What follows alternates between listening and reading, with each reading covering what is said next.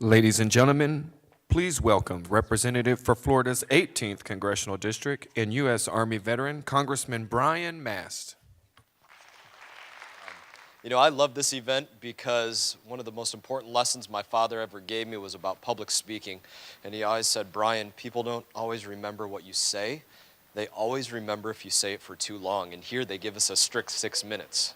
So that's outstanding. I don't have to worry about that being what you all remember. I was a bomb technician in the U.S. Army. I loved it. I was in the Army for the better part of 12 years, most of my adult life at that point. And I was serving in our highest level of special operations. The place that I always aspired to be. It was exactly where I wanted to be. In 2010, I was over serving in Afghanistan. And I was one night, September 19th, 2010, out on the battlefield with my assault force. I was working with a couple of snipers that particular night, and we were moving into this area of what we would call all military age males. And we were in the spot where we had to get across a river. These rivers over there, they double as sewage, so they're never that fun to go through. And on the other side of that river was a high bankment and a high wall, and we had to get through this area, had to forge across it. I told my guys that there was no place that we could get through except this one spot. And if I could figure out that there was only one place we could get through, then any enemy in that area could figure out that was the only place we could get through as well. So they needed to let me check things out. It was almost certainly mined. There had to be some kind of ambush or trap or something going on there. Looked for wires and buried in the ground, looked for signs of disturbed earth, looked for trip wires. I'd lost a couple friends to a trip wire in that same remote area just a few missions prior. I didn't find or see anything. And I gave these two snipers that were providing overwatch to me, I gave them the signal that I was going to forge ahead. And as I did that, I took maybe 1, 2, maybe 3 steps past that area that I had searched. And I found that device that I knew was buried in the ground. Maybe you could say it found me. I remember very vividly it detonating beneath my feet. I remember it tumbling me through the air. I remember trying to wipe all this dirt and mud out of my eyes. I remember them trying to place tourniquets on what was left of each one of my legs and what was left of my left arm and wrenching them down as tight as they could. And I remember most from that night them loading me up onto a stretcher in advance of transporting me off of that battlefield, bringing me to a makeshift landing zone, putting me onto a helicopter. This was all in the dark of night. And as they loaded me onto that bird we called Dust Off, that medevac helicopter, they gave me one last salute. And they told me that I would be okay. And I think that's the most important part of that night. But I can tell you, the most difficult part of being okay, it wasn't recovering from the physical injuries. It wasn't trying to get back to that point where I could get around on 2 prosthetic legs. The most difficult part about recovering from injury was that I felt like I had lost my purpose in life.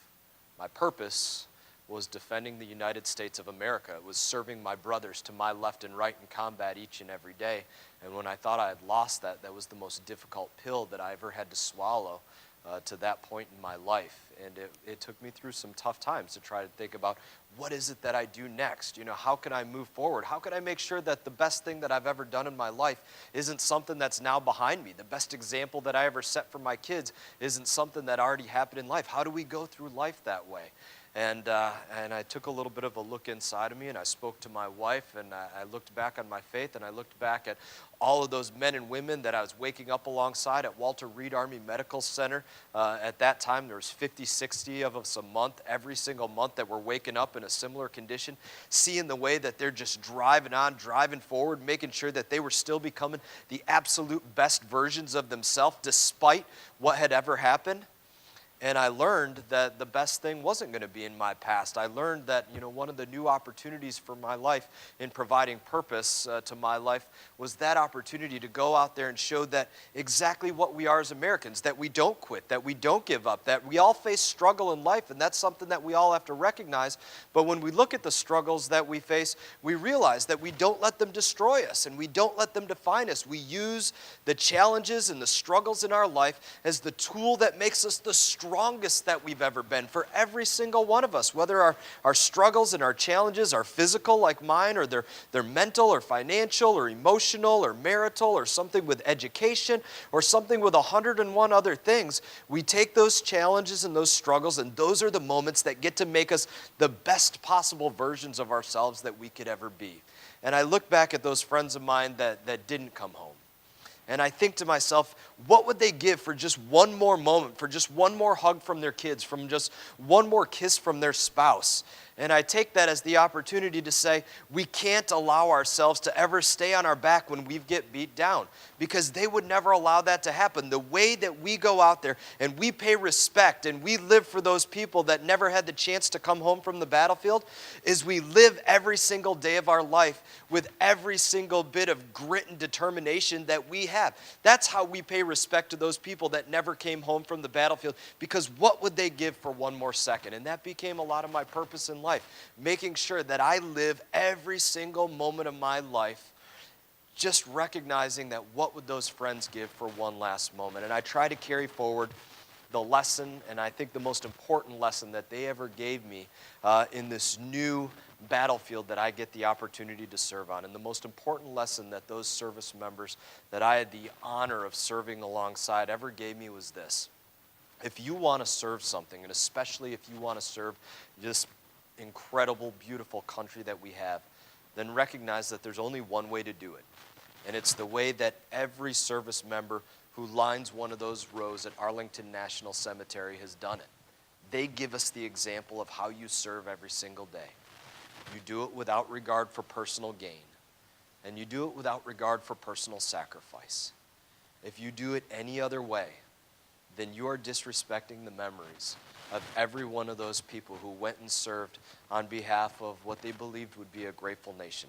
That is the way that they left this world. They didn't think that they were going to become wealthy. They didn't think that they were going to become famous. They knew that the only thing that they might become is something that people will be forced to remember.